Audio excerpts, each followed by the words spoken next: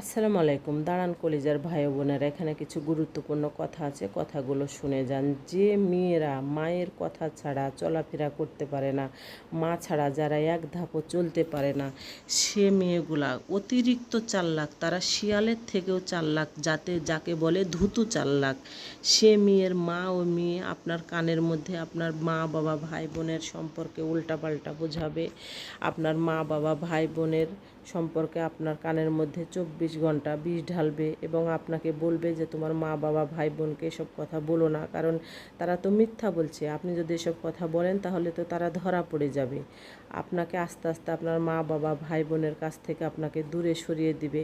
আর এই পৃথিবীতে মা বাবা ভাই বোন ছাড়া কিন্তু আপন বলে কেউ নাই, কেউ থাকে না। রক্তর বান্ধন কোনো দিন আপনার জীবনে ছুটে না। আপনার বিপদে পড়লে আপনার মা বাবা ভাই বোনই ছুটে যাবে। তাই আপনাকে সময় থেকে থাকতে বুঝতে হবে যে আমি ভুল পথে চলছি না ঠিক পথে চলছি।